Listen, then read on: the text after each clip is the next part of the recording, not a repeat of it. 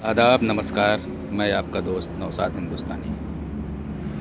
आइए आपको कुछ राजनीतिक मुद्दों की हलचल कराते हैं यूपी से लेकर बिहार तक। जी हाँ, उत्तर प्रदेश में एक दौर था जब एक पार्टी उभर कर आई थी, पीस पार्टी। डॉक्टर अय्यूब साहब के नेतृत्व में वो पार्टी बहुत अच्छा काम कर रही थी। 3-4 विधायक भी जीते और फिर उसके बाद उनके 3 विधायकों को तोड़ दिया जाता है। जी हाँ, और डॉक्टर अय्यूब साहब को झूठे केस में फंसा दिया जाता है। एक तरह से पार्टी ख़त्म हो जाती है। ठीक उसी बेसिक पर बिहार में ऑल इंडिया मजलिस असदुद्दीन ओवैसी के नेतृत्व में एक पार्टी जिसके 5 विधायक होते हैं और 4 विधायकों को तोड़ दिया जाता है। और नतीजा 2025 इलेक्शन में देख लीजिए वो पार्टी किस जगह पर है। इसका मतलब साफ ये है कि आपके खिलाफ हर पार्टी एक साथ खड़ी होती नज़र आती हैं। नंबर 1, ये तो राजनीतिक मुद्दों की बात है। देखिए, संगठन बनाना ये बड़ी बात नहीं है, संगठन को चलाना ये बहुत बड़ी बात है। संगठनित होकर चलना ये बहुत बड़ी बात है। और फिर कोई भी पार्टी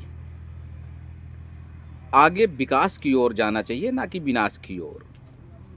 आपके 4-5 विधायक आते हैं और फिर उसमें से 4 स्विच ऑफ हो जाते हैं, एक आपके साथ पार्टी के बना रहता है और आज उसका भी जीतना मुश्किल दिखाई दे रहा है। फिलहाल इसके पीछे और इसके आगे रीज़न क्या है, आपको मंथन और विचार करना चाहिए। और रही बात सामाजिक कुछ लोगों की, हो सकता है मेरी बात कड़वी हो, बुरी लगे।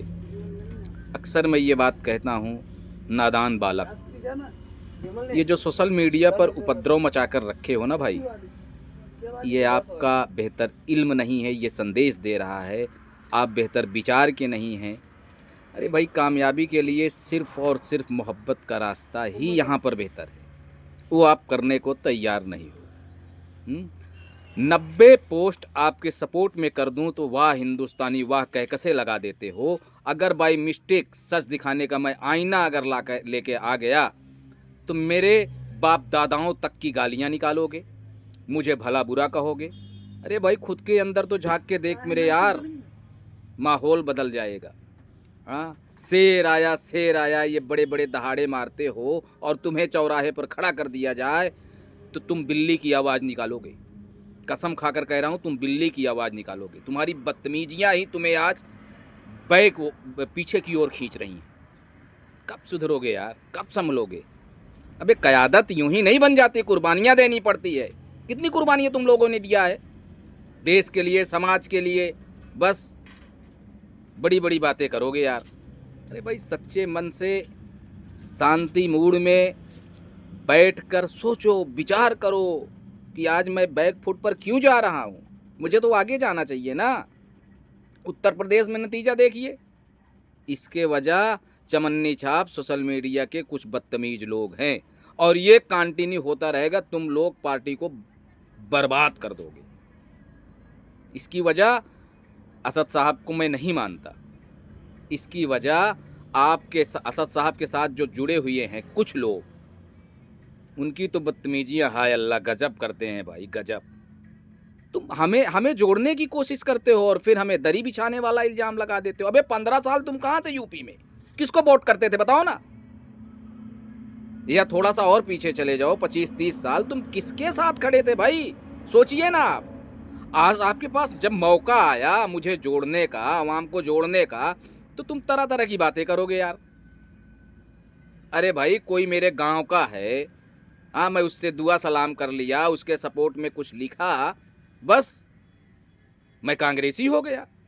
कोई मेरा दोस्त है, मेरे मुश्किल घड़ी में काम आया था, वो सपा का है, कांग्रेस का है, मायने नहीं रखता भैया। तुम लोगों को समझा पाना बहुत मुश्किल बात है।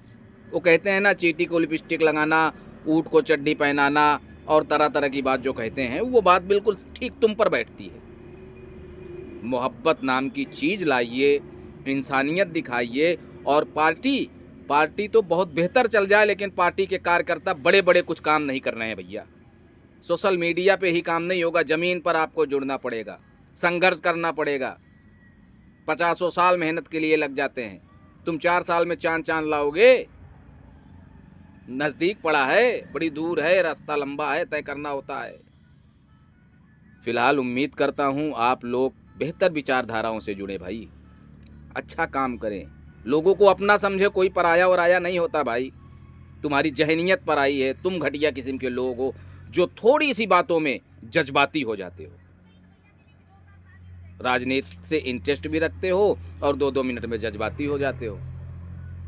मुझे तो नहीं लगता तुम्हें कुछ आता है, कुछ समझ में आए। बाकी समझ लीजिए तो आपके हित में बेहतर होगा। अबे क़यादत यूं ही नहीं खड़ी हो जाती, उसके लिए ज़मीन पर काम करना पड़ता है, सोशल मीडिया पर बकचोदी नहीं।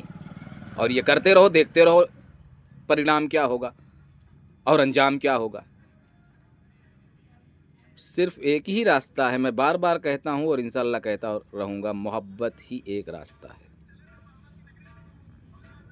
तो उम्मीद करता हूँ आप लोग बताएंगे कमेंट में, हो सकता है जज्बातों में मैं बह गया हूँ, आपका ही भाई हूँ, असर तो रहेगा ही। इंशाल्लाह कोशिश करूँगा कुछ और आप लोगों को बेहतर वीडियो दूँ। तो ये समझिए क़यादत तो आपको खड़ी करनी पड़ेगी भाई, कोई रास्ता नहीं है।